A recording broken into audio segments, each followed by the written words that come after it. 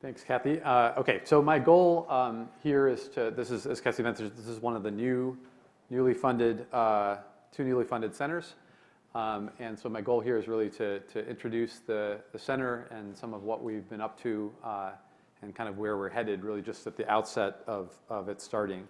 And I should emphasize that this is the terrific team of labs that are working with us on this, and I'm co-leading this center with Mike Elowitz at Caltech, as well as Alex Shear, who's leading a site at Harvard. So, and I think several of us are here, including at least Michael and Long Kai and Marshall Horwitz. So, okay, so with the possible exception of some organisms like planaria, multicellular life generally arises from a single cell that divides and divides to give rise to an incredible range of form and function across both the plant and animal kingdoms. And so the idea of trying to understand cell lineage and to map it is a very old one, going back over 100 years to some of these early studies from August Weismann and Wilson and others, largely based on visual observation at the outset. This very set of experiments, literally working on worms that you could actually see what was going on, ultimately gave rise, roughly 100 years later, to what remains the only multicellular organism for which we have a complete map of development, which is, of course, C. elegans, famously deciphered by John Sulston through visual observation over several years of looking under a microscope and recording things with pen and paper.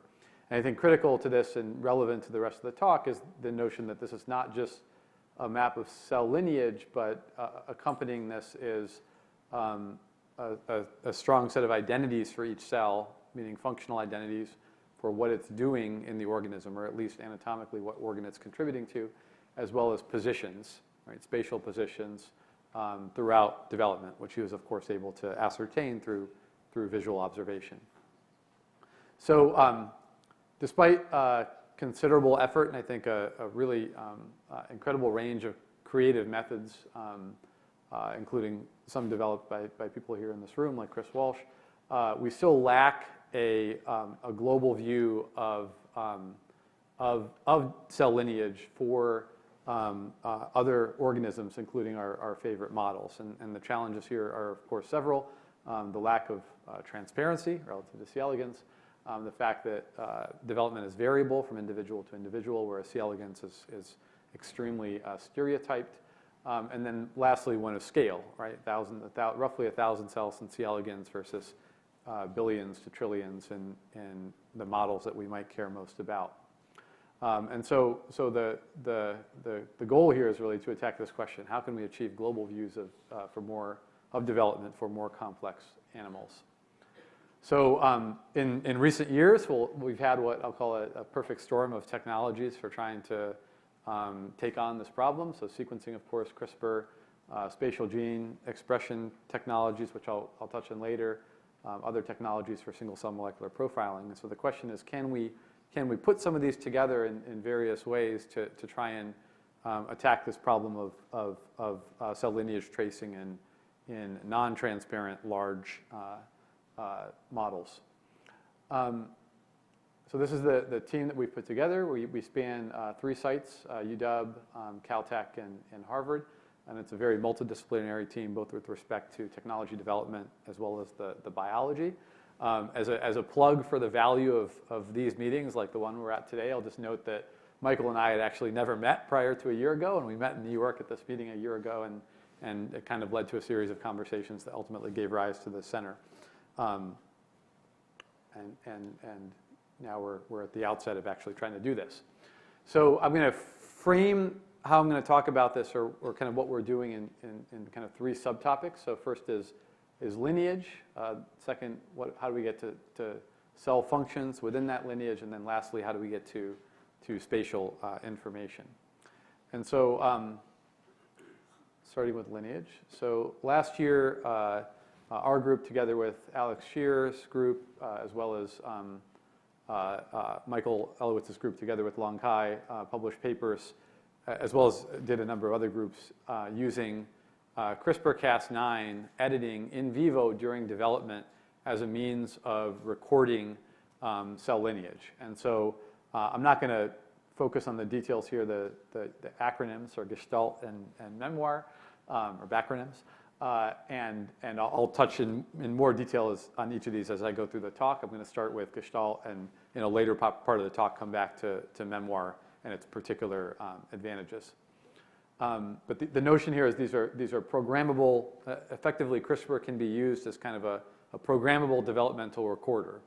And so in this talk, for reasons of time, I'm really going to focus on using it for lineage, but you can imagine ways in which it can be used to record other kinds of information during development as well. Okay, so Gestalt, in a nutshell, works by CRISPR editing non-homologous end-joining mediated repair of a barcode, which consists of currently about 10 target sites packed into a relatively compact region that can be read with a single, a paired-end sequencing read, basically, right? So you've got these 10 target sites. If you also have Cas9 and guides towards these sites, you will get edits. Many of these edits will be restricted to one site. You can also have sites that delete the segment between two of the targets. And then you can read this out by PCR or RT-PCR and sequencing of the barcode.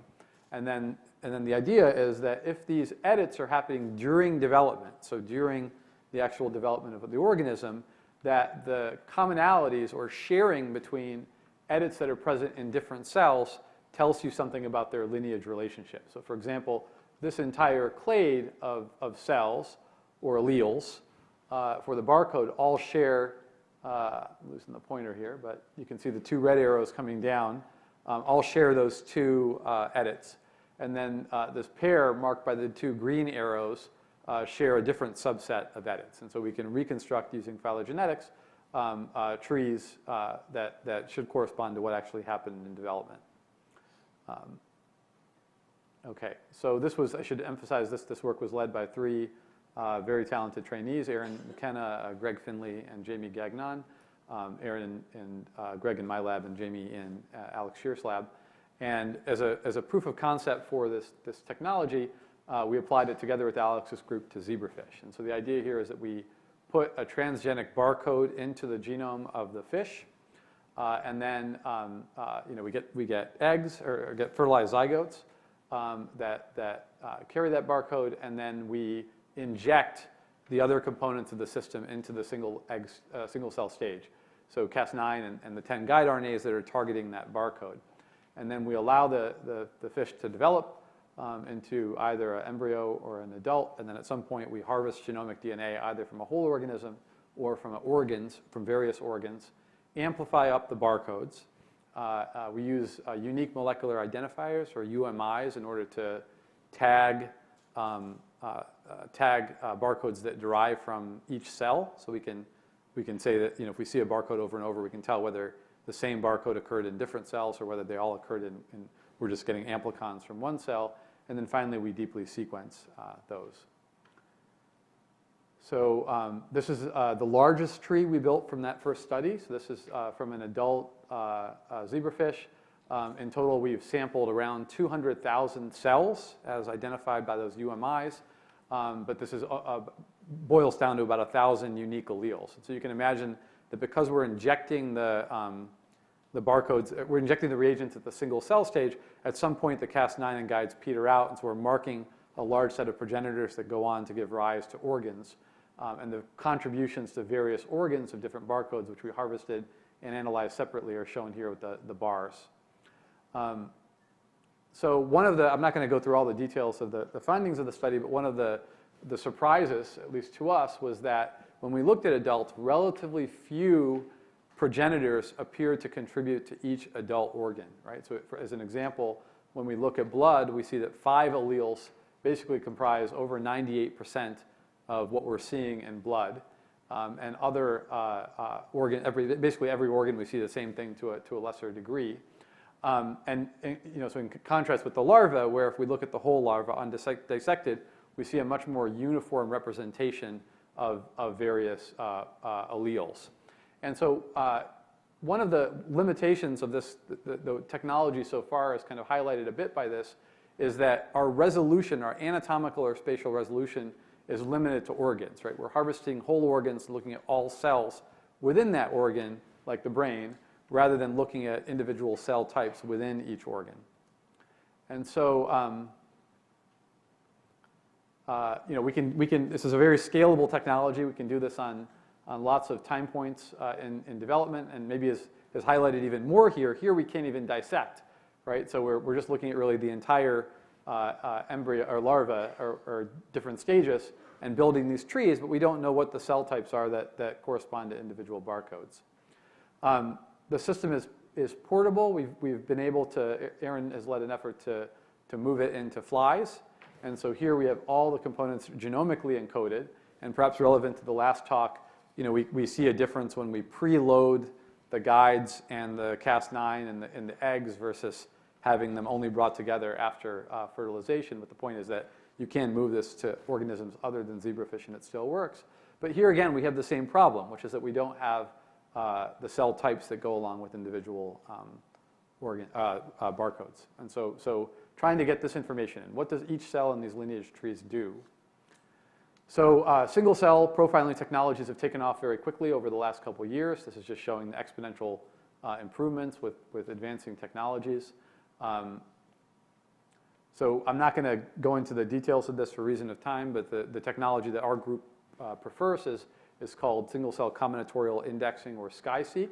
And we've developed varieties of this for attack, for chromatin accessibility, for transcriptomes, as well as many other things that you might want to assay at the single cell level.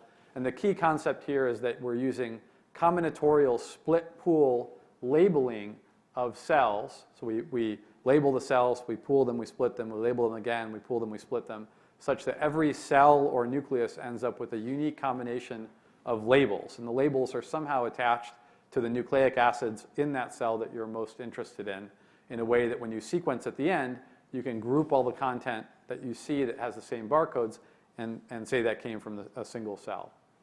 So as an example, we've applied this to C. elegans, right, where we can sample 40,000 cells at the L2 stage, which is kind of like 50x coverage because there's only 800 cells per organism at this stage. And we can build t-SNE maps like the ones that we saw this morning of different cell types. And if we just pull out the neurons and recluster them, we see clusters, including some that correspond to just one or two neurons, unique neurons in the adult, in the L2 worm, right? And so there's of course a lineage available for C. elegans. Oh, that got a little garbled there. There's a lineage available for C. elegans, which I referenced earlier, and we're starting to try and put this kind of information together. So as an example, this is a set of sibling neurons, so they're separated just by one mitosis, and so we can compare the transcriptional profiles of these two sibling neurons and see that they're quite distinct and look at the actual genes that are different between them, right? Okay, so this is another example, not looking at transcriptomes, but rather chromatin accessibility in a mammalian system where we're now looking at 100,000 mouse cells. Every point here is a mouse cell from 13 tissues. And the point is just that this kind of approach is very scalable, and we hope to be able to go much further with this. So, okay, so how do we put this together? Can we concurrently profile lineage history and cell type, right? So we have technologies for cell type. We have technologies for lineage history. How do we put them together? So this is, this is work that we just got posted to bioRxiv. So this has really been led by Alex Shear's group, and in particular, Jamie, who I mentioned earlier, together with Bushra Raj, who's a postdoc who led this. And what they did here is to do a different technology, indrops, a different single-cell profiling technology, and profiled 60,000 cells from the juvenile zebrafish brain, identifying hundreds of cell types, which you can then cluster and assign to various cell types as shown over here. And so the Gestalt system here is more advanced. So we've done this now together with Gestalt. And so we're still doing the injection of Cas9 and 4 guides, which are targeting part of this array, so 4, not 10. But in addition to that, there's a set of guides that are heat shock inducible.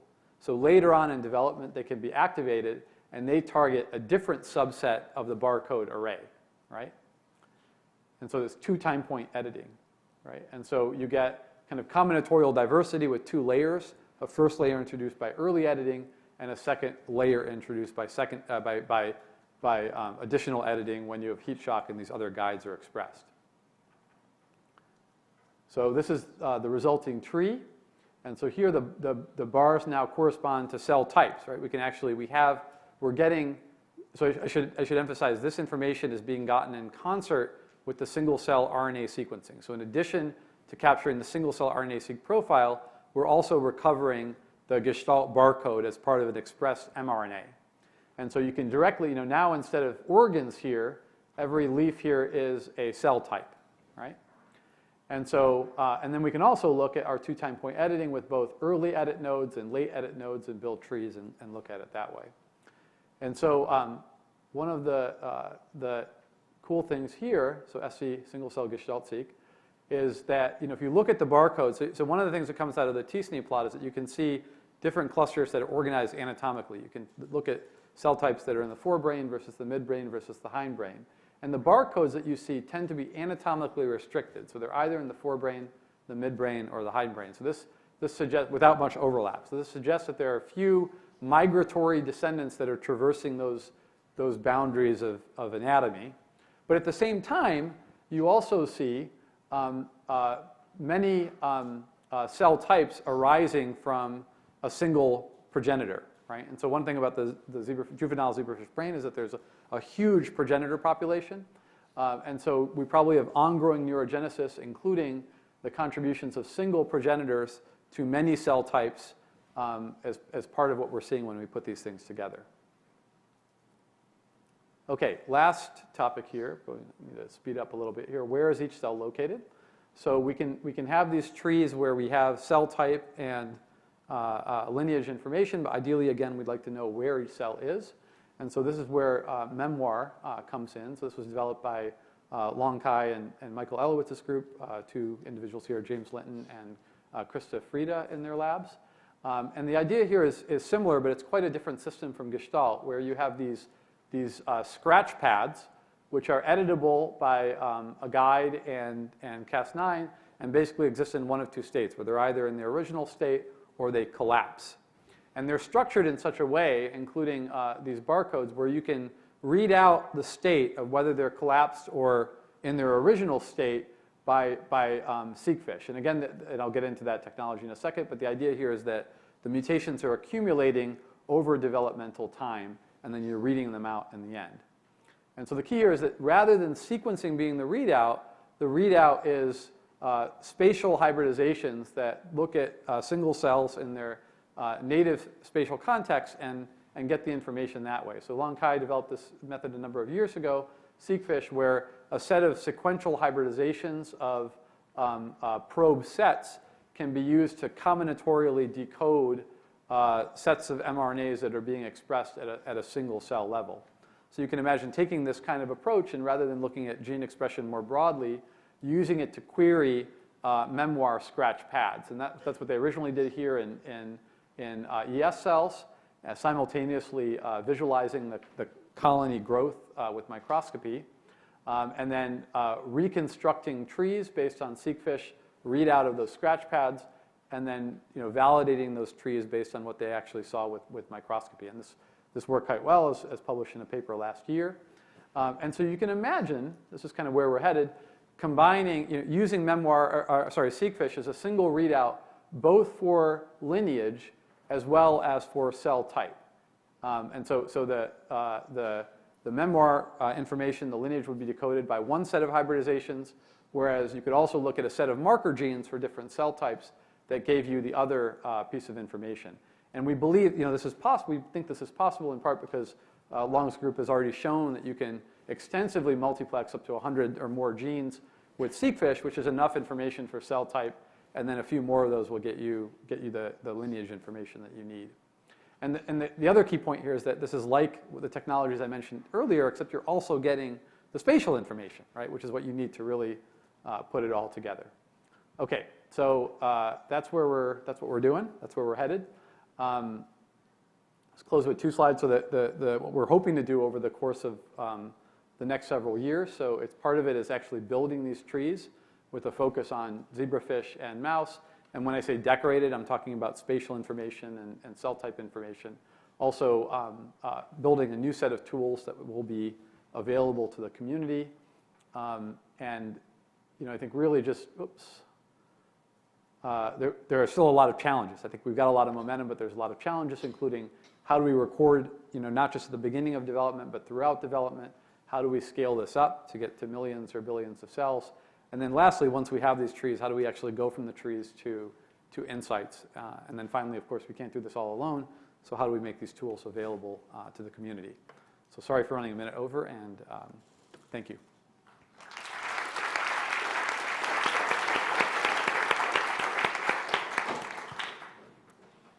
Very cool, very cool.